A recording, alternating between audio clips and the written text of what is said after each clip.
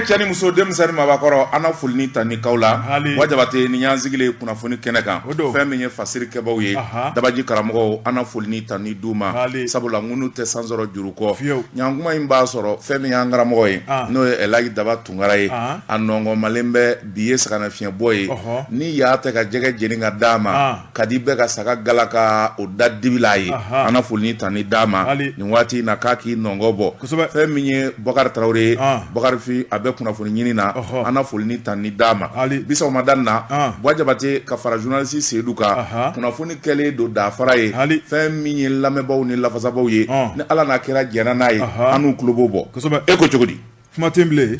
ko Mamutu ka tɛmɛ n'a ye Georges Soro n bala tɔgɔ bɛ di wajabate ne bin tɛgɛ don min bɔ ni sɛbɛn ye an ko min ma le témoin serré fasiriba n'o ye Amidou Keita ye nin y'a ka sɛbɛn ye Amidou Keita ko M5 RFP M5 RFP kunu ni tɔgɔ kun fɔra a bi maa caman sira nka bi kɔni M5 RFP ala ni farafarali ani danajuguya M5 RFP e ko a kɛlen tɛ musokɔrɔnbogo ye wa n'i y'i sigi a bi ba taara bɔ i la ni wulila k'i jɔ fɛn di la n y'a sɔrɔ Jeli Seba Lamini Sisoko numéro 1 na sɛbɛnnikɛla ko a ko n'i y'a ta k'a lajɛ fɛn min ye politikimaw ye diinɛmaw société civile chômeurs ani fɛn min ye IBK a jugulamaw ye ninnu damanda de farala ɲɔgɔn kan ka jɛkulu sigi jalaki u y'a bi jamanakuntigi kan Ibrahim Boubacar Keita ka jalaki ni fɛn caman ye fɛn minnu bɛ n'olu bi digi maliden sɔnkun na kɛlɛ kɛra n'o de ye sɛbɛnnikɛla ko M5 RFP a sigira juin kalo tile 5 san 2020 san kalo 3 dama kɛlɛ daminɛlen fɛn min ye Imam Mamudu Diko Choguel Kokala Mayiga ka fara u tɔɲɔgɔnw kan fɛn min kɔni ye u ka nin kɛlɛ in ye a ma tɔ to IBK ka fanga na fɛn min ye dinga dɔ ye fanga nan'o daminɛ ka bisi basa u nana t'o la fɛn min ye sɔrɔdasi jɛkulu ye kolonɛli maa 5 farala ɲɔgɔn kan fɛn min ye fanga tɔni ye ni k'a tɔ lase sɛbɛnnikɛla ko a ko n'i y'a ta k'a lajɛ fɛn min ye transition ye o nana daminɛ fɛn min ye transition kunfɔlɔ ye o foorila M5 RFP kɔni u kɔni tora mɛrimɛru de la sabula maa min bilar'u ɲɛfɛ ko y'u ɲɛjɔyɔrɔ ye n'o ye Mamudu Diko ye ale yɛrɛ kɔni ni sɔrɔdasiw ye baara kɛ fo kana kalo kɔnɔntɔn fɔlɔ tɛmɛ o tɛmɛnen fɛn min ye M5 RFP u tora mankanji ani kule la sɔrɔdasiw yɛrɛ nana jateminɛ fɛn min ye premier ministre y'a k'o ta ka di M5 RFP ma fanga dir'u ma sɛbɛnnikɛla ko fanga dili M5 RFP ma o de kun kan ka kɛ sababu ye fɛn min ye jɛkulu in yɛrɛ ye u ka fara ɲɔgɔn na ni ka fanga sɔrɔ min bɛ se ka t'u ka jamana baara jamanadenw hakili ka sigi sɛbɛnnikɛla ko nka o ma kɛ sabula jɛ o jɛ n'a daminɛna janfa kan jɛ o jɛ n'a daminɛna ɲɔgɔn joro kan o laban jɛ o bi wari ni ka taa bi pewu sɛbɛnnikɛla ko premier ministre sugandele o kɛra Choguel Kokala Mayiga ye ka bɔ o don fɛn min ye farafaraliw kɔni ye o daminɛna madame Sika Yatuso ale fɔlɔ y'i sali o tɛmɛnen kɔfɛ Modibo Sidibe ale y'i dabɔ kuma bɛɛ lajɛlen la a t'a fɔ n ko a t'a fɔ a fini a t'a fɔ a jɛlen sɛbɛnnikɛla ko a ko fɛn min ye waati labanw na Mamudu Diko ale yɛrɛ bɔra ka kuma minnu kɛ kuma ninnu kɔni kɛra sababu ye fɛn min ye ɲuguɲugu caman ye ni k'a lawuli Novembre kalo tile 27 tɛmɛnen n'i hakili b'a la fɛn min ye Mamudu Diko ye a bɔra ka kuma premier ministre ko kuma min bi fɔ n'o ye Mokhtar Wane Tali ye jalaki caman bi bɛn ale kan k'a fɔ ale y'a ta dɔwɛrɛ la o tɛ koyi ale bɔra k'a ɲɛfɔ k'a fɔ ale yɛrɛ de ye Mokhtar Wane ta ni k'o di sɔrɔdasiw ma u k'a kɛ premier ministre ye M5 maw CV 14 k'u fɛnɛ dar'o bila Kati u ma ale ɲininka o tuma ni janfa kɛra u y'ale janfa ale yɛrɛ y'u janfa an bɛɛ kɛra kelen ye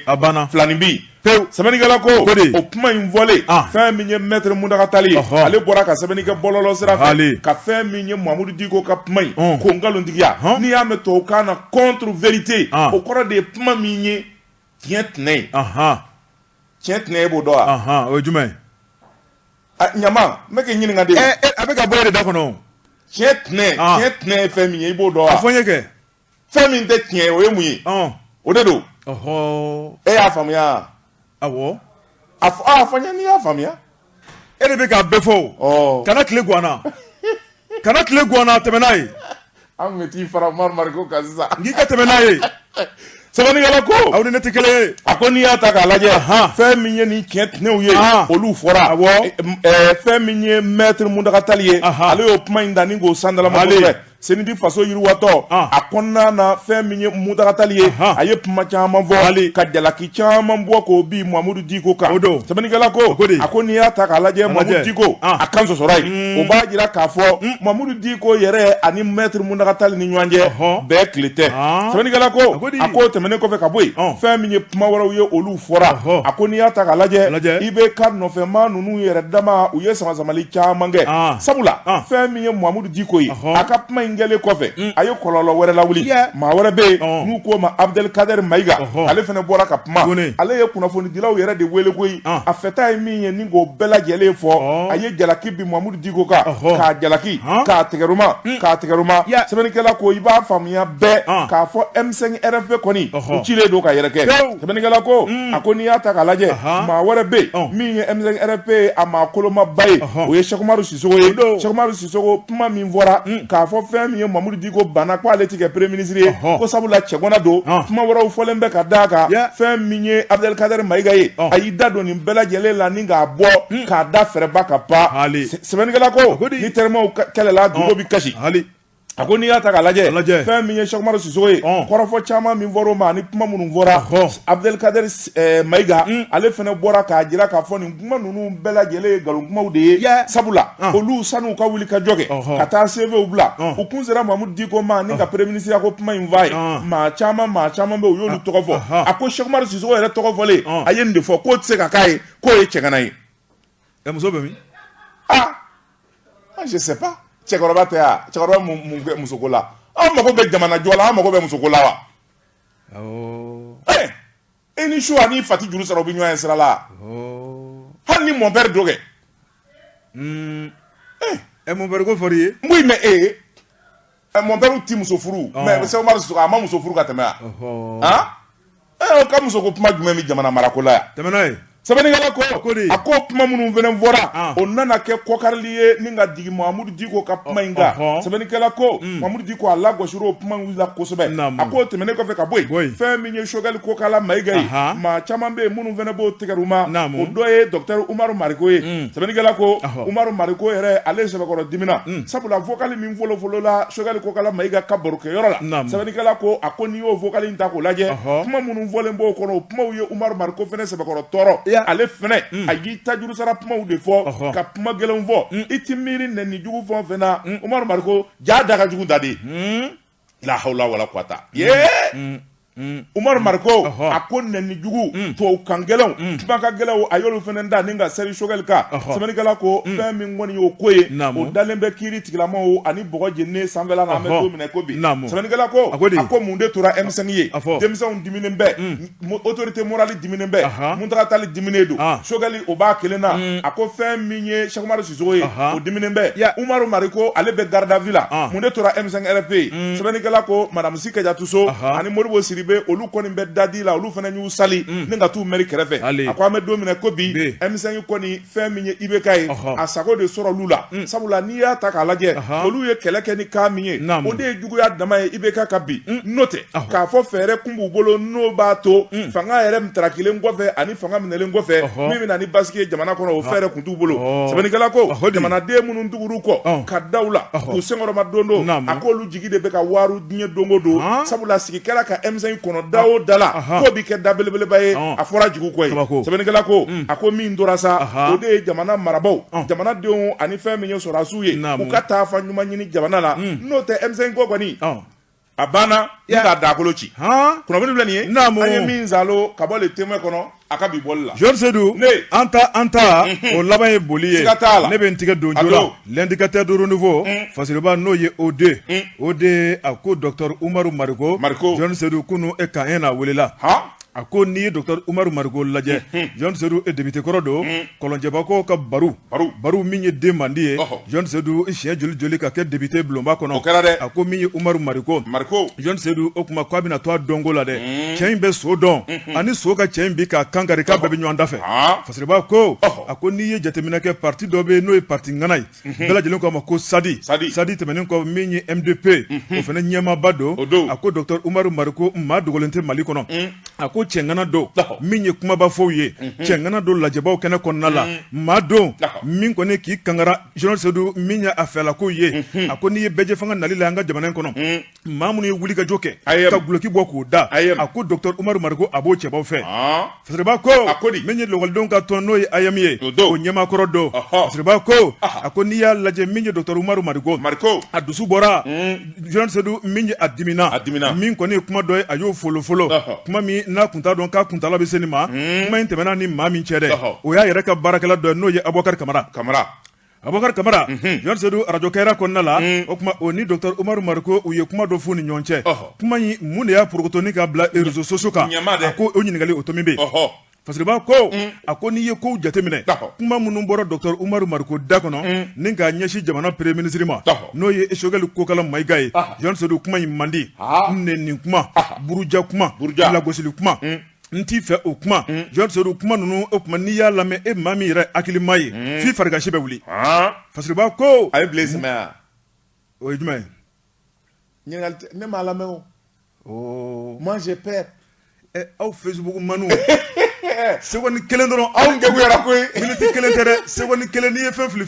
réseau kan Facebook ka victime u dɔnnen don Abdul Nyang Boba Fane an ye kangari daw ye o Facebook y'olu koro ya kangari daw ye Vieux koro ka journaliste Seydou koro ka Issa Kaw Jim koro ne bi yala bile wa n taara kiri la siɲɛ 10 kiri dajarana min ma deli ka taa kiri tigɛ so kɔnɔ o de ɲɔgɔn tɛ o ka fisa nin ye a banna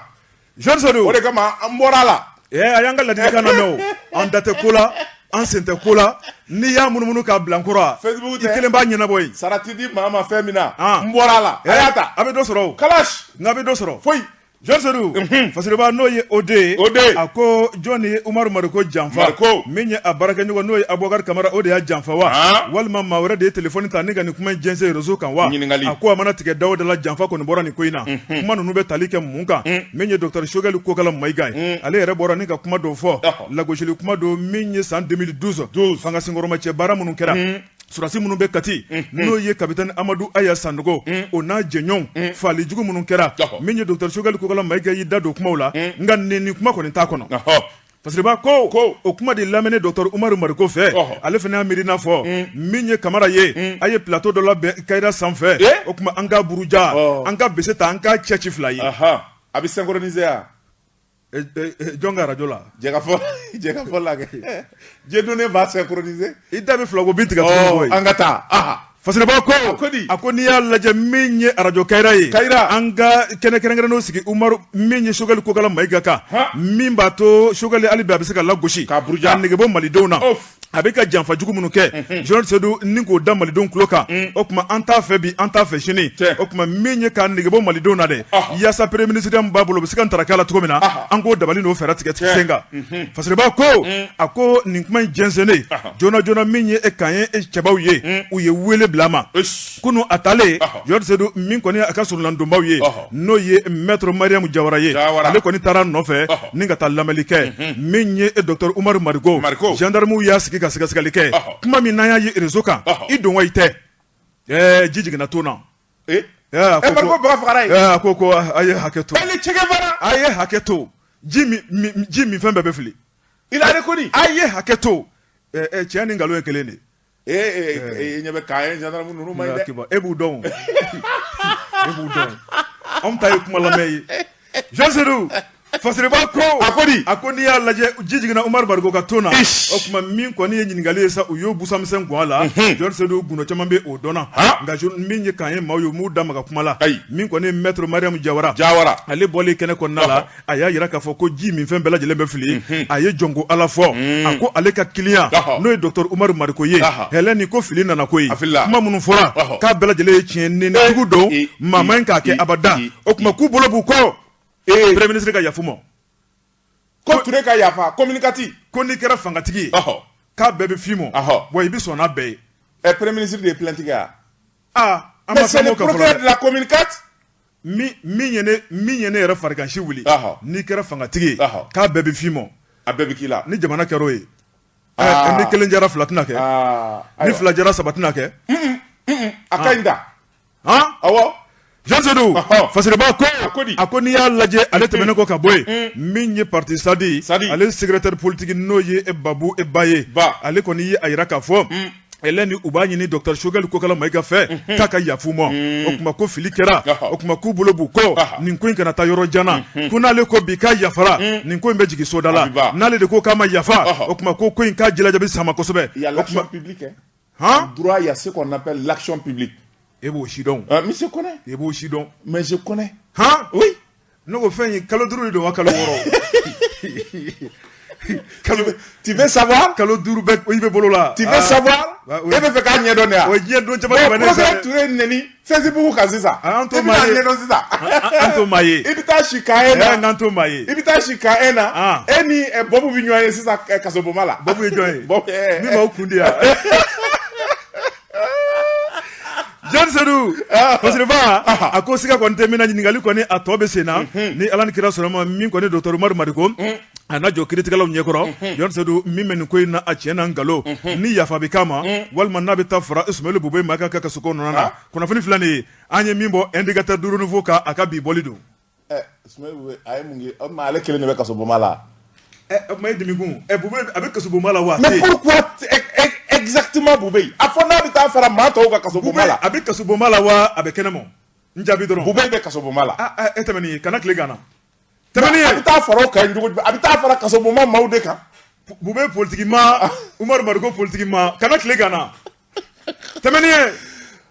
Bɔtɔ ne bɛ n tɛgɛ don min kɔni sɛbɛn ye an ko min ma Mali Tribune fasiriba n'o ye Abdramani Diko ye nin y'a ka sɛbɛn ye Abdramani Diko ko hali bi bɛ ko min na o ma ban Bakari Togola Bɛnkɛ Bakari a ka ko fɛn min ye ko in ye e ko nin ko in b'an bɛɛ fɔlɔ de ye sabula fɛn min ye kiiri tigilamaw ye n'o ye cour d'assises ye kiiri min n'a kun taara Bakari Togola nɔfɛ kuma cayara dunun ni balaw gosira Bakari Togola a ye min kɛ kaso la nin ko in na a bɛ ɲini ka se san 2 ma fɛn min ye cour d'assises ye o de ye kiiri juguba ye min n'o kɛnɛ bɔra ka bin Bakari Togola a n'a nɔkama maa 11 u jalaki bɛ fɛn min nɔfɛ o de ye CFA wari miliyari 9 sɛnɛkɛlaw n'o ye kɔɔri sɛnɛnaw ye olu ka dɛmɛdɔ wari k'u y'o ŋanamu sɛbɛnnikɛla ko fɛn min ye cour d'assises ye a nana ko in da ni k'a da ɲɛkɔrɔ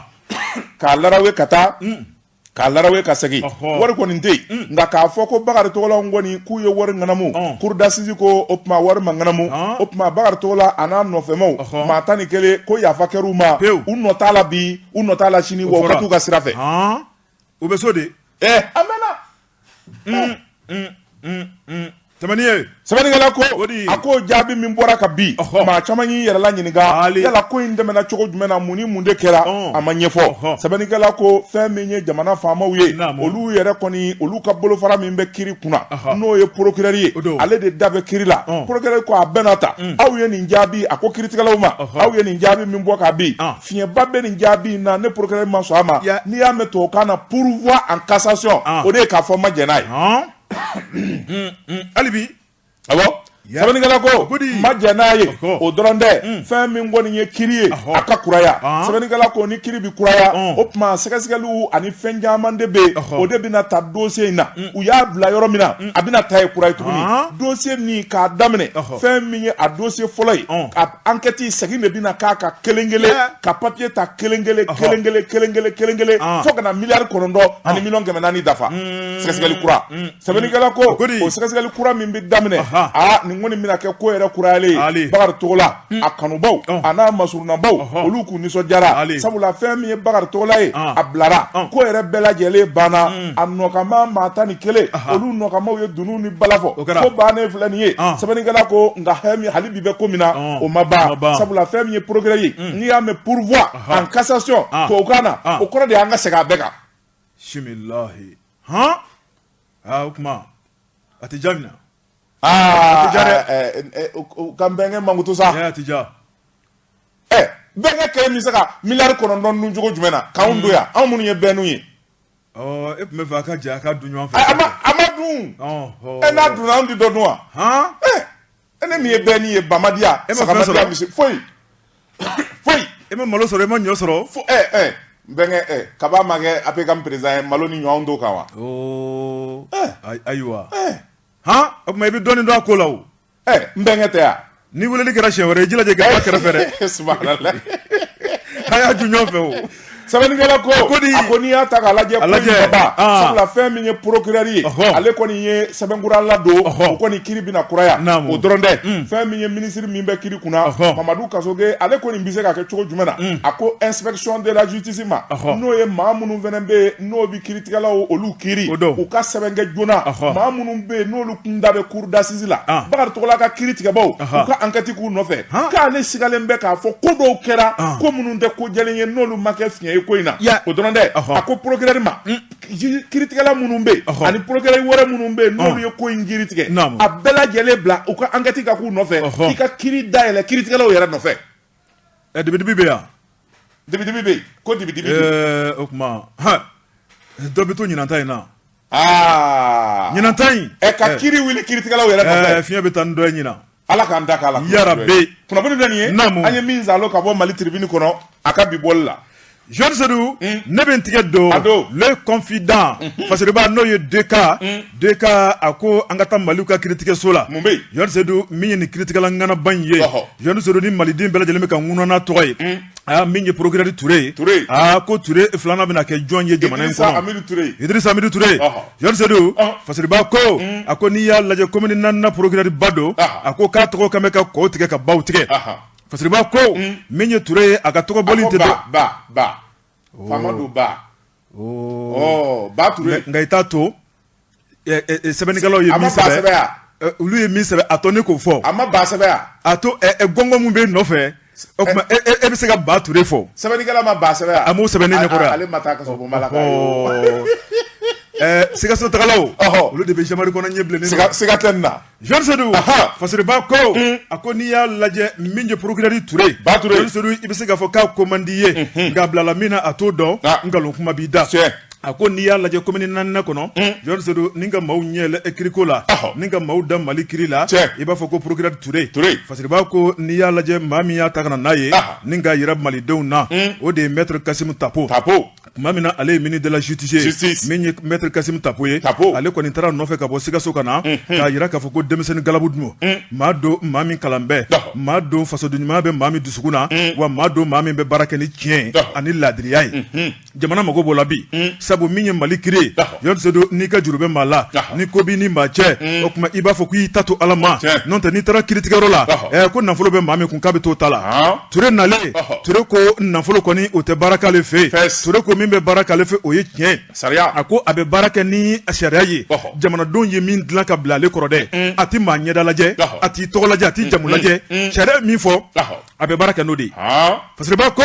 a ko ni wari tun bɛ Touré bɔ a ja kan ni wari tun bɛ Touré yɛlɛma o tuma an bɛ don min na ko bi san b'a sɔrɔ Touré tɔgɔ min b'a la bi o tɔgɔ t'a la Fasiriba ko a ko Touré jɛra wari kɔ Touré jɛra min ye buruja kɔ Touré ko Mali sariya ye min fɔ ne Touré b'o de bato ni n bɛ wari sɔrɔ n bɛ wari sɔrɔ ni n tɛ wari yɛrɛ sɔrɔ n yafara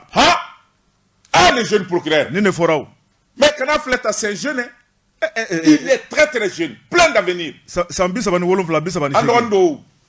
nka a ka da yan dɛ ɲɛmɔgɔya ko la dɔgɔnin ko t'o la o t'a la dɛ dɔgɔnin ko kuma bila ɲɛmɔgɔya la dɛ ɲɛma ye ɲɛma de ɲɛma de bɔ tonton Touré i bɛ se k'o fɔ Jean Sedou Fasiriba ko n'o ye DK ye a ko siga kɔni tɛ min na min kɔni ye maître Kasimu Tapo ye ale tun bɛ ka maa dɔ sɔrɔ naani don n'o ye Arasibati ye o tuma a y'a datulu la k'a da jaba la o tuma min ye Touré a ka commune 4nan tribunal sɔrɔ Jean Sedou o sababu bɔra maître Kasimu Tapo la nka ko Touré y'i sigi maître Kasimu Tapo ɲɛkɔrɔ a ko n karamɔgɔ i bɛ hakɛ to e de ye ne sababu ye ka na nin sigiyɔrɔ in kɔnɔ nka i ye n sigi a ko n ka baara kɛ tiɲɛ ni laadiriya ye o tuma an bɛ baara kɛ n'o tiɲɛ kelen deli ye tiɲɛ ye nka i bɛ sabali n ka n ka baara kɛ ni ne fɔra o ni ne fɔra Mali tun mago bɛ nin de la Jean Sedou dans les dossiers Issa Kaoudim Fasiriba ko Jean Sedou n'i ye ko taabolo lajɛ a ko siga kɔni tɛ min na min kɔni ye jamanaden dɔw ye danaya tora ka na dɔɔni dɔɔni sabu maa minnu kun jiginen bɛ ka funu tribunal la Jean Sedou bɛɛ lajɛlen bɛ ka segin dɔɔni dɔɔni ala ni Touré ka wuli ka jɔ Touré ka laadiriya a ka baara kɛ tilennenya kɔnɔna la a ko an bɛ don min na ko bi Touré kelen tɛ procureur ni Mali kɔnɔ procureur jumɛn de bɛ n'i sen da Touré sen na nɔ la ka Touré ladege Touré kɔfɛ commune 1 2 3 4 Touré yɛrɛ 4 5 6 jɔn de bɛna i sen da Touré sen na nɔ la o ye Bamakɔ ye sa o n'o tɛ procureur tɔ bɛ jamana in fan bɛɛ Fasiriba ko John Sedou min ye Touré ye ale kɔni ye tɔgɔ sɔrɔ ka ban min kɔni ye progrès tɔ ye olu fana ka tɔgɔ bɛna sɔrɔ don jumɛn a ko tɔgɔ tɛ sɔrɔ dɔwɛrɛ la koyi John Sedou min ye burujali tɛ min ye nafolo ɲini tɛ min ye k'i bolo jɛ maaw ye o tɛ min ye tɔgɔ ye k'a bɛ sɔrɔ baara ɲuman de la ale ni kɛwale ka fara danbe kan a ko min ye Touré kɔni ale b'o minɛn kɔnɔ a ko Touré mana wuli diɲɛ ma don o don o tuma ko bolonɔgɔnin bɛ ɲɛsin a ma ni ne tun ye procureur ladiri ye min tun tɛ wari fɛ n'a ye baara kɛ tiɲɛ jamanadenw ka basigi kɔnɔ fo ka taa Mali wuli sa o kuma tɛ b'a nɔfɛ o kuma tɛ b'a denw nɔfɛ baara ɲuman ka ɲi koyi bɛɛ ka kɛ baara ɲumankɛla ye baara ɲuman ni baara jugu nafolo John Sedou waati la ko de don n'i y'a sɔrɔ i b'a dun ka ban pewu nka n'i y'a sɔrɔ tiɲɛniya la kuma an b'a kuma f'i ye don dɔ dɛ o b'a sɔrɔ wari banna e bɛ fɛ ne ka dɔ fɔ de ya o b'a sɔrɔ wari banna kunnafoni filɛ nin ye an ye min bɔ le confident kɔnɔ DK ale ka sɛbɛnni don i kelen y'a bɛɛ fɔ pewu sɛbɛn banna o wa ne bɛ n tɛgɛ don don min bɔ ni sɛbɛn John Sedou n bala cogo bɛ di waati bɛɛ ne bɛ n tɛgɛ don ni sɛbɛn ye an ko min ma indépendant o don Fasiriba n'o ye Abilaye Jara ye nin y'a ka sɛbɛn ye Abilaye Jara ko a ka di n'a tɛ dabila diɲɛ negetɛnna kɔ Mali sɔrɔdasiw kunu Mali sɔrɔdasiw ani bi Mali sɔrɔdasiw kelen tɛ cɛmancɛla fanga min n'a nana galabu ani nikura fiyɛlen bɛ an ka sɔrɔdasiw la u ni makaama minnu ka kan a bɛɛ ma sɔrɔ nka fɛn min ye belebele ye o kɛlen bɛ an ka jamana marabaaw fɛ an bɛ don min na ko bi sabula fɛn min ye chef d'état-major ye n'o ye général Jara ye général Jara ale kɔni kɛlen bɛ ka tabale de gosi fɛn min ye a ka commandant ye chef d'unité fɛn min ye théâtre d'opération k'a bɛɛ lajɛlen tɔnsi wuli k'u jɔ kɛlɛw sabula ministre min bɛ armée kunna n'o ye colonel Sadio Kamara ye ka fara jamanakuntigi kan colonel Assimi Goïta olu kɔni kɛlen bɛ ka wulikajɔ bɛɛ lajɛlen kɛ hali ni kɔngɔ bɛ maliden tɔw fa sɔrɔdasi minnu bɛ kɛlɛyɔrɔ la u kana kɔngɔ sɛbɛnnikɛla ko fɛn min ye minɛnko ye hali n'a y'a sɔrɔ baarakɛlaw ka sara bi bala Bamako o ka bala sɔrɔdasiw mago bɛ minɛn min na o ka sa sɛbɛnnikɛla ko sɔrɔdasiw fɛnɛ o tuma wulikajɔ ni cɛsiri min ka kan walasa ka jamanadenw lakana u y'o dɔn sɛbɛnnikɛla ko a ko dɔgɔkun furancɛ in na fɛn min ye Mali sɔrɔdasiw ye u binna diɲɛ dɔ kɔnɔ Bamaji jugu kɔni ye diɲɛ daw ɲɛ n'u b'a dɔn u kun t'a kɛ koyi sɛbɛnnikɛla ko yɔrɔ min bɛ yen n'u k'a ma tin alata o bɛ Gurumara Rusu ale ni Gosi ni ɲɔgɔn cɛ fɛn min ye sɔrɔdasiw ka détachement dɔ waati min u bɛ patrouille la fɛn min ye Bamaji marifatigi dɔw olu sina ka na karaw k'u la ten gidiw sɛbɛnnikɛla ko u kɛ ka karaw k'u la sɔrɔdasiw kɔni u ye tir de sommation kɛ pɛrɛpɛrɛ maa ninnu kɔni u ma ko in da sira la u ma da sira la sɔrɔdasiw kɔni u ye mugu ɲɛsin u ma n'u ko wobaw gidiw gadaw godaw sɛbɛnnikɛla ko fɛn min ye nin Bamaju ye u y'u cun u y'u cun u cunnen fɛn min ye sɔrɔdasiw ye u ye karaw k'u nɔfɛ fɛn min ye maa caman y'u la ni k'olu tigɛ k'olu kan ŋami dɔw kɔni bɛ olu kɔni tora sisi la sɛbɛnnikɛla ko u bololafɛnw u y'olu minɛ u la fɛn min ye Mali sɔrɔdasiw ye maa 4 kɔni kɛlɛ senfɛ olu jɔginna nka u kɛlen ka maa ninnu minɛ ka karaw k'u la u kɛlen k'u bololafɛn bɛɛ minɛ u taara f'u ka daga yɛrɛ de kɔnɔ ka t'u ka daga daakolon ci ka filɛkolo ci u bɔlen fɛn min ye matériel militaire sɔrɔdasi mina électronique mina ani fɛn min ye mugu ni kisɛ camanba de ye o fɛn fɛn b'u ka daga kɔnɔ Mali sɔrɔdasiw y'a bɛɛ lajɛlen ramassé ka na n'a ye fo tan sɛbɛnnikɛla ko a ko n'i y'a ta k'a lajɛ fɛn min ye Mali sɔrɔdasiw ye tile damadɔ dɔrɔn sani o cɛ kɛlɛ dɔ kun fɛnɛ kɛra Gurumara Rusu fanfɛla in na sɛbɛnnikɛla ko Bamaji jɛkulu minnu bɛ yen n'o ye GSIM ye olu tun b'o ko ju la sɔrɔdasiw fɛnɛ u ye tigɛ don ni maa ninnu na sɛbɛnnikɛla ko a ko n'i y'a ta k'a lajɛ fɛn min ye Mali sɔrɔdasiw ye tiɲɛ don an mago bɛ armée la a ka bila niveau min na a ma se o ma fɔlɔ nka k'a fɔ Mali armée a kunungolama tun bɛ cogo min k'a bɛɛ tɛ bi ayi a ko n'i y'a ta k'a lajɛ fɔlɔ bi de tun bɛ taa kɛ Mali sɔrɔdasikanw kan maa 100 maa 80 maa 60 o de tun bɛ taa fa k'a kɔnɔ ka kan kuturu minɛ ka tile kelen su kelen kɛ o banna pewu o banna pewu min bi kɛ Bamajuw fɛ sisan o ye k'u dogo tu la wala k'u dogo cɛncɛn la ka tiɲɛni kɛ sɛbɛnnikɛla ko n'o bɔra la k'a fɔ fɛn min ye Mali sɔrɔdasiw ye bi n bɛ taa k'u ka kan kɔnɔ bilen ka kɛlɛ kɔni kɛ ka daga minɛ u da la o banna ala ni fɛn min ye Mali armée a ɲɛmaa minnu bɛ yen n'o ye ministre de la défense ka fara fɛn min ye chef d'état-major ani jamanakuntigi yɛrɛ olu ye hakilina minnu da sɛbɛnnikɛla ko a ko n'i y'a ta k'a lajɛ wulikajɔw dɔw fana bɛ sen na fɛn min ye Gawo yan fan fɛ cité des Askia Barkhane a y'a ka kanw bila la yɔrɔ o yɔrɔ la gosi yanfa ninnu fɛ fɛn min ye Bamaju ye o b'a fɛ k'u ni da yen nka armée n'u bɔlen mɛ saga ni waati n'u y'u n'u bɔ a bɛ kiriw o tuma u bɛ bi dugu ma sɛbɛnnikɛla ko an bɛ don minɛ ko bi n'i y'a mɛn tubabukan na monter en puissance armée b'o de la a ko n'i y'a ta k'a lajɛ fɛn min ye Mali armée ye an bɛ se k'an disi gosi n'u ye sabula hali ni dɛmɛbaw nana an mago bɛ armée de la armée min jɔlen bɛ to saga ni waati min bɛ se ka jamana a ŋunanfa jamana bɛ se ka waso ni min ye k'a sɔrɔ maa wɛrɛ tɛ kunnafoni filɛ nin ye an ye min zalo ka bɔ indépendant kɔnɔ Ablaye Jara ale ka fasiri don le reporter Georges Sero ne bɛ n tɛgɛ don ko kura Ferko Jara ni y'ale kɛ sɛbɛnni ye Ferko ko a ko an ka taa politique kɛnɛ kan min ye URD Ismaïla ale tiɲɛ tabaw ye Georges Sero min ye daba wulilen bɛ fasiriba ko a ko min kɔni ye congrès kɛrɛnkɛrɛnnen ye o kɔni o hakilina a n'o laɲini bɛ sen na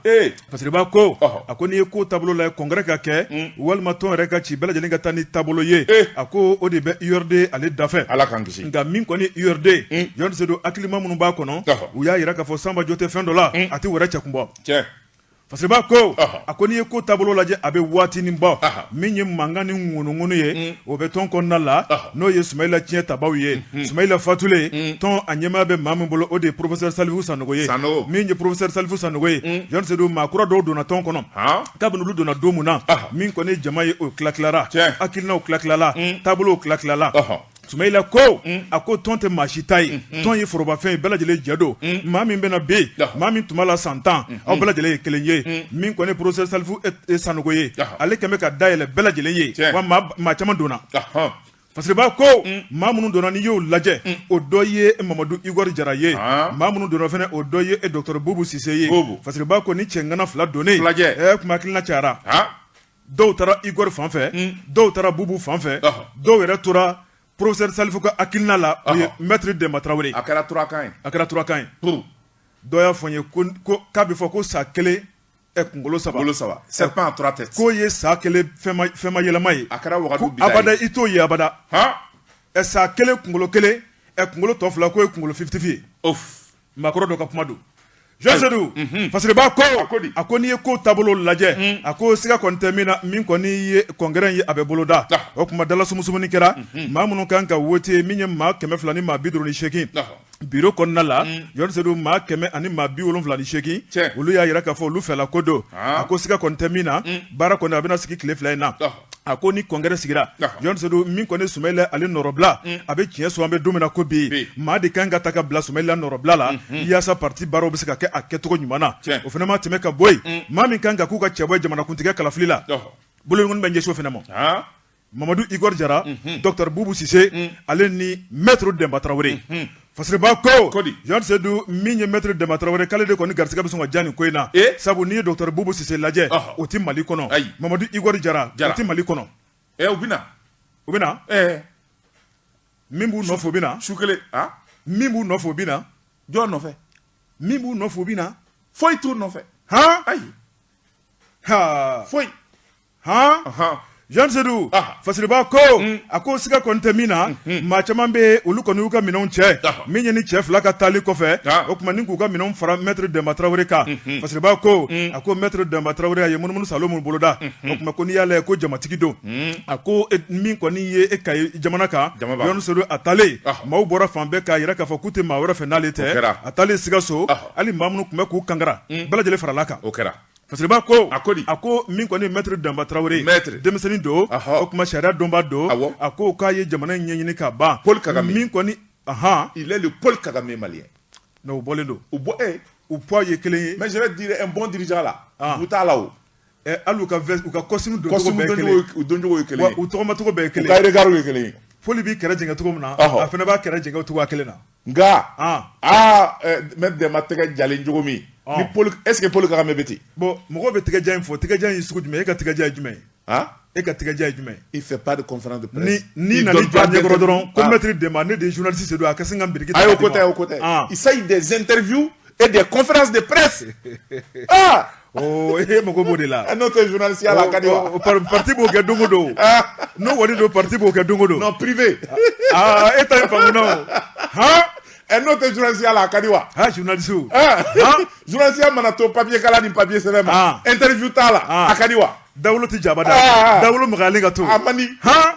Jean Sedou parce que ba no ye fer ko jaraye aya yira ka fo sika kontemina soni o kuma ko atna meble menje URD jama bina nyongo soro mamunu bina bo kay ka tabla fo Kidali o bina nyongo soro parti président croix o bina ke jonye parti ka chebo candidat jamana masaka kala fili natala o bina ke jonye kuna fili flani ye anye min bo le reporter kono akabi bolido anga ta dega mi o bi ben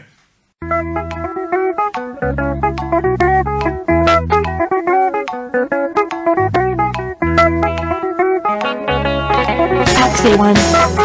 Music.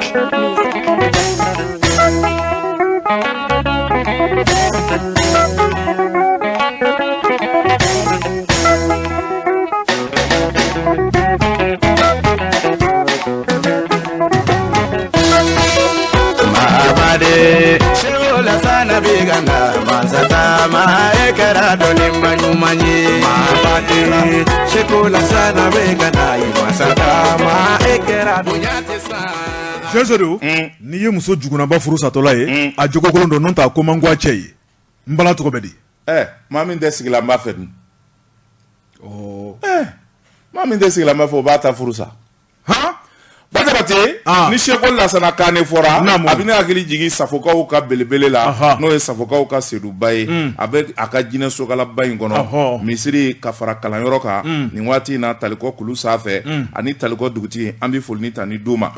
Batabate ne bin tega do mi woni sebanye ango mi ma le secret bancaire bangi ko gindo a disa ninya ka sebanye a disa ko ako fe menye wilika jo ani chesiri ni ma minya ke ifaso ani sigidaye abisara ako ni ata kalaje fe menye daban komini dugu mimbe nangwa ma sirakoroni fe menye dugu deunye ungoni binyini ngabu se na soni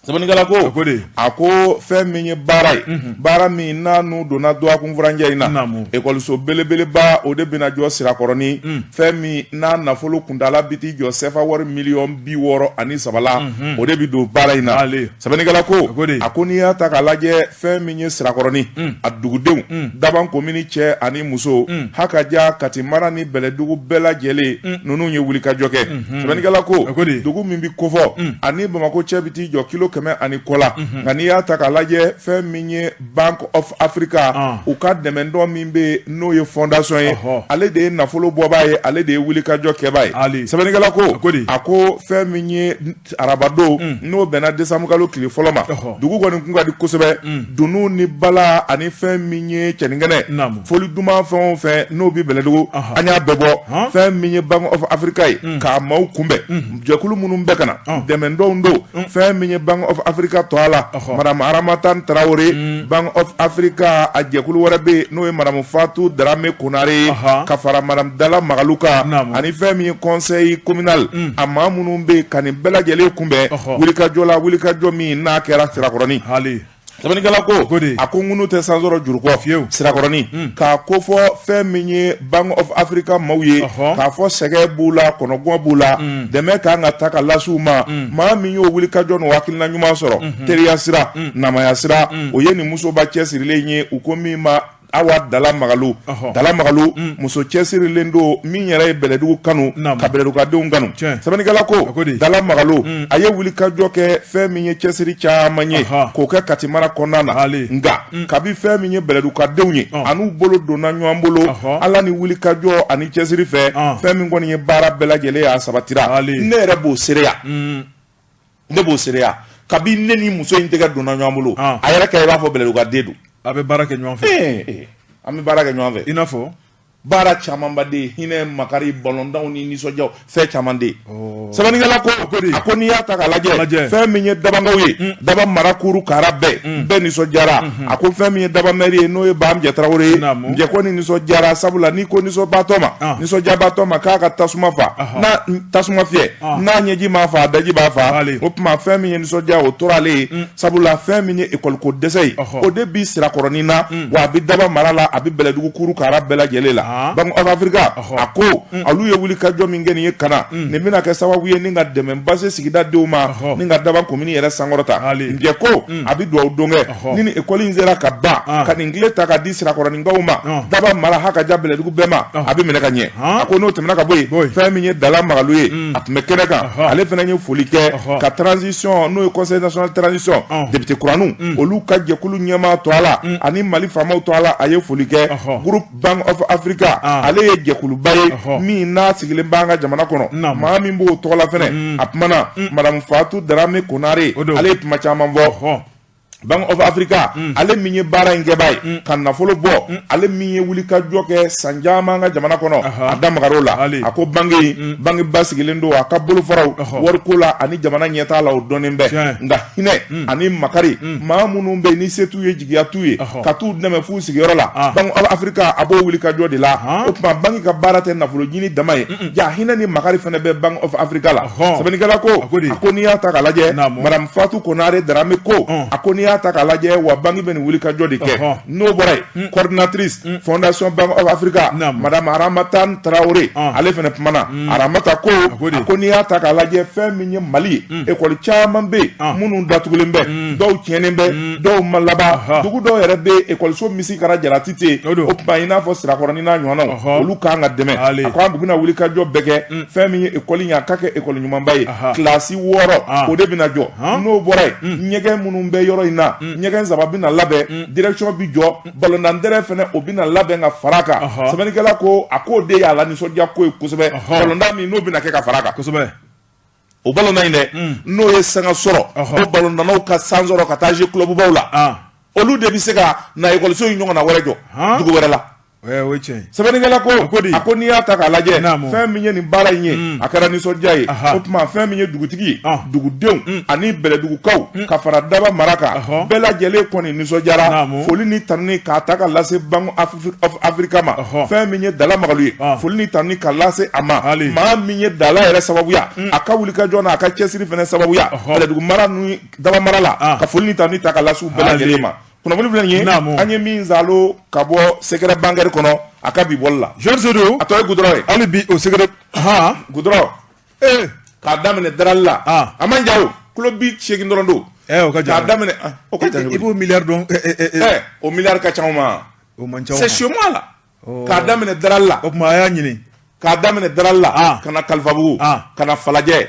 kana daba k'a dasi daba fɔ jiwoyo sira bɛ sin ka a siyɛlɛ ten ka taa bila Kolokani siraba la n'o kɛra o y' anw ni maaw de kalalen ɲɔgɔn na o tuma a y'a kɛ banabakaw ta ɲɔgɔnna ye ɲɔ b'an fɛ a y'a ɲini a ka cotiser jamana k'a ta fara kan ayi anw cotisera ka ban o anw labɛnnen don ni jamana bɛna dilan a maninfin a dumuni a pigi n'a pelu a bɛlɛ n'a a cɛɲɛ anw b'o bɔ a ciment a goudron a n'a machine a n'a ingénieur jamana ko bon an pɛrɛnnen don n'u sɔnn'o ma sini sɔgɔma bɛɛ an bɛ baara daminɛ mais min f'i ye anw ka yɔrɔ la c'est à dire que i bi ngɔyɔden dɔw ye nakɔ kɔnɔ hali a ka bon maninfin kunkolo ye mais a bɛ tiɲɛ a foro kɔnɔ yen sira tɛ yen poivron bɛ ten tiga bɛ ten ɲɔ bɛ ten sira tɛ o tuma a ye sira dilan joona sira ka dilan ni sira dilanna sisan bamakɔkaw an bɛ kɔngɔ b'u la nin ye tiɲɛ ye Georges Seydou i bolo don ne bɛ n tigɛ don ko kura secret bancaire parce que n'o ye Adisa a kuma bɛ a ko min ye jamana a bolo di ɲɔgɔn ma baarakɛbaaw ye Georges Seydou ni wulikajɔ ma kɛ joona dɔ kɛra kulekan na sa dɛ maa minnu bɛ yen n'olu ye jagokɛlaw ye maa minnu bɛ yen n'olu ni jamana bɛ baara kɛ ɲɔgɔn fɛ Georges Seydou k'u ka nafolomuguba de dasilen bɛ jamana la miliyari 34 anw ta b'o la o i ye jagokɛla fana ye de ni jagokɛla ni wari dira jagokɛlaw ma wari de bɛ circuler n'i ye fantanya jugula ye jamana kɔnɔ wari de ti jagokɛlaw n'olu ye wari labɔ trésor la wari bɛ circuler nin tɛ nkalon ye Georges Seydou ne Fasiriba ko n'o ye Adisa ye a ko min ye ni jagokɛlaw ye Georges Seydou kɛn bɛ ka jɛrɛjɛkulu sigi n'o ye association des fournisseurs et opérateurs économiques du Mali Georges Seydou olu ye jamana ka baara kɛ o tuma ni baara kɛra baara tɔnɔ o ka lasegin u ma Fasiriba ko u donna dajugu fɛ ni ka jurujugu ta Georges Seydou jamana yɛrɛ ka laɲini kɔnɔna la min ye appel d'offre ye marché sɔrɔ la jamana ko k'a ka kɛ kɛcogo min na u y'a kɛ o kɛcogo la nka u sigilen bɛ ka makɔnɔni tɛ fasiriba ko nin ko nunu min ye san 2016 san 2017 i b'a ye k'a fɔ marché caman de bɛ yen yani sedu minnu sɛbɛnfuraw bɛɛ lajɛlen taara k'a bila kɛrɛfɛ maa min tun bɛ waati u ko dibi-dibi bɛ dossier dɔw la o tɛ i b'i ka fanga ye de fasiriba ko yani sedu min ye dibi-dibi bɛ dossier dɔw la dossier kɛcogo ma ɲa a baara ta sira dira maa minnu ma u y'a kɛ k'a kɛ a kɛcogo la yani sedu munna u ka dossier taara ka bila kɛrɛfɛ fasiriba ko min ye nin camancɛ fanga nalen u wulila ni k'u kankɔrɔ ta u ka dossier minnu taara ka bila kɛrɛfɛ k'a kɛcogo man ɲi camancɛ fanga maaw ko maa o maa ye jamana furu ni baara la i ka wari bɛ d'i ma maa man kusa ni maa ye fasiriba ko yani sedu min ye opérateurs ye u ye tigɛrɛ fɔ nka u y'a yira k'a fɔ k'u ɲɛ bɛ fɛn dɔ fana la yani sedu min ye malikura ko kuma min bɛ ka bɔ da kɔnɔ a ko k'o kɛwale man ɲi ka ye nin waati kɔnɔ n'o ye waati kɛrɛnkɛrɛnnen ye fasiriba ko a ko dɔw de kɔni bɛ ka wele yani sedu ni ka nafolo ta ka d'olu ma olu fana ka juru bɛ jamana la min ye jamana ɲɛmaaw y'a yira k'a fɔ u ye miliyari 50 di ka ban maa minnu ka juru bɛ jamana la nka minnu y'olu ka jɛrɛjɛkulu ye n'o ye miliyari 34 ye dɔrɔmɛ kelen ma b'olu ka juru la fɔlɔ fasiriba ko min kɔni ye Choguel Kokala Mayiga ale min ye premier ministre ye ale ni Alfuseni Sanu n'o ye ministre des finances ye yani sedu o kuma ko laɲini bɛ k'u fɛ joona joona u k'a lajɛ maa minnu ka juru filɛ jamana la n'a sarala i n'a fɔ i bɔra k'a fɔ cogo min na dɛ min ye kɔrɔbɔrɔkɛ ka butigitigi ka wari bɛ sara balo feerela ka wari bɛ sara nɔnɔtigi tulutigi ka taa bila charbon tigi la wari de bɛ munumunu carré kɔnɔ ala man da hali te mun bɛ san ni sukaro nin bɛɛ bɛ taa butiginin dɔ kɔnɔ commerçant mana wari sɔrɔ bɛɛ bɛ dɔ sɔrɔ ka bila i kun dɛ n'i ye commerçant kulele ye o jamana kɔnɔ i b'a sɔrɔ kule barika ka bon yen commerçant wari bɛ munumunu de a bɛ munumunu fasiriba ko yani sedu min ye jamana ɲɛmaaw ye min bɛ f'u ye joona joona u k'a lajɛ min kɔni ye Mali jurabaw ye ni jagokɛlabaw maa minnu ye jamana ka baaraw boloda ni baara dun kɛcogo ɲana ka ban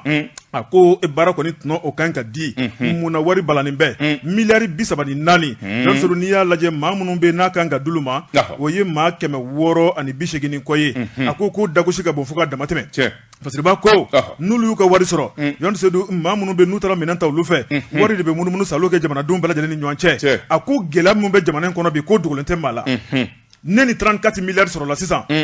kuleba mun b'an bɛɛ lajɛlen dala dɔɔnin bɛ b'o la n'o tɛ i yɛrɛ fɛnɛ i dalaminɛkan cayalen bɛ minɛ n fasara o i dalaminɛkan cayalen transition in kɔni depuis Assimi kɔni nana ko ka dɔ bɔ train de vie la hali Burapele fasara mais train de vie o kusara nka malidenw de bɛ kule ne tɛ wari mu récupérer la ka bila trésor kɔnɔ mais a kusara jamana ma train de vie tɛ anw ye wa aw de bɛ dumuni kɛ olu faamaw nɔfɛ o n'a y'olu ka poche datugu aw n'a kari ninnu Burapele ninnu bɛ dumuni kɛ dirigeant sportif nɔfɛ Bura sen tɛ ko aw yɛrɛ bɛ dumuni kɛ polisimaw nɔfɛ n'a y'olu ka robinet datugu Bura hakili sigira ko ninnu na aw bɛ fasa e ma ye Sidi kun ye ko ta ale kunkolo in nugulen don sisan kunkolo in bɛ ka koyokoyo wa n'o tɛ i furu in a tun bɛ sanfɛ ko ka bi a jiginnen don furu cira hami cayara kosɛbɛ kunnafoni filɛ nin ye an ye min bɔ secret bancaire kɔnɔ an ti sa ale ka sɛbɛnni don kasobonba fara furu cira maa ɲuman bɛɛ taara kasobonba la ne ko dɔ ko ma ko na jumɛn de bɛ dun ye tile fɛ daraka ye mun ye tilelafana ye mun ye surafana ye mun ye ale k'a tigi ka taa lajɛ daraka ye mun ye kelen dɔrɔn ne bi tobi i b'o dun daraka la k'o dun tile la k'o dun surafana subhanallahi hali cɛkɛlɛ n'i ma kɛ cɛkɛlɛ i t'o sɔrɔ ha min bɛ tobi dunko 3 tile kɔnɔ kelen ɲɔ de don wa walima malo de don jumɛn de don k'a ka taa lajɛ bani ale ka taa bani e min y'a nɛnɛ n'ale b'a fɛ ka taa joona a ka dɔ fɔ Progrès Touré ma e min y'i tigɛ fɛ ka bila da kɔnɔ e bɛ se k'a ɲɛfɔ a ye ka ɲɛ o a ka nɔgɔn sa hali a tɛ se tribunal la taga la a ka sigi a ka page Facebook kan dɔrɔn a ka dɔɔnin fɔ Progrès Touré ma an bɛ taa bɔ a la yen sisan subhanallahi o tuma a kɛra baara ye o tɔgɔ bi taa an b'a bila yan foli ni tanni an b'o ta ka lase kanubaw ma fɛn min ye an terikɛ ye n'o ye Dankɔrɔba in ye capitaine Lassana i da bɛ jiri la i b'a lasegin quoi commandant chef escadron Lassana Tamba Keita capitaine ya banna o commandant de bɛ yen mais c'est vrai u y'a fêté ne kɔ mais moi je n'étais pas là a y'o fêté ne kɔ n'a bɔra Maroc o ye commandant fana bannen ye o bɛ taa de bon n'aw ma ni capitaine y'a banni o fêtera ne kɔ n'aw ma ne ɲin o fêti la je continue toujours à dire capitaine Lassana n'i ye capitaine fɔ tuguni Touré b'i wele commandant Lassana Tamba Keita n'i ye capitaine ya fɔ i da kɔnɔ Touré b'i wele i bɛ Touré dɔn Ijasi bene. Ami folli tani Ijasi bi wole de. Ami folli tani dama. A folli tani di le président des présidents. Mamadou Nama Keita ambi folli tani dama. Fem ye Zenith eri benyanyare. Elage benyanyare. Akara fama ya ambi folli tani dama. Ana ka dembaya ani barakelaw. Ambi folli tani du bela jele mani watina. Je sais ami folli ani tanita. Menye dengoroba ndo e 3 ciseaux d'or. Elage menye grand Jawuso Moussa Diawara. Jawuso amba foni watila. Toujours Jawus. Ajole me tabalila. Aba tige to mana ba tige. Okuma menye dengoroba. Min gagnien chez Jawus.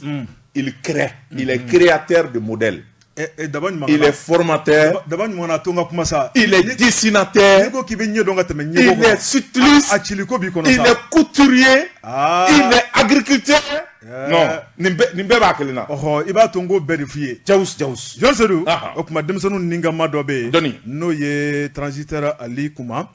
SNJ commune o Nyemado. Demsenu galabu dumando anakilu be nywan fe. Okuma me dangoroba info jelibugula. No ne yere demse madame Jawara Bayel H. Bayel Couture. Okuma mba fo dante fo limuna. Radio Fafeke ambe directeur du programme fo no Zendawiye. Naka association de menton no ya Blanche Dawiye. Okuma ambe dangoroba info. No ye restaurant Plaza zone Nisrella Plaza Bayini Traoré Madame Traoré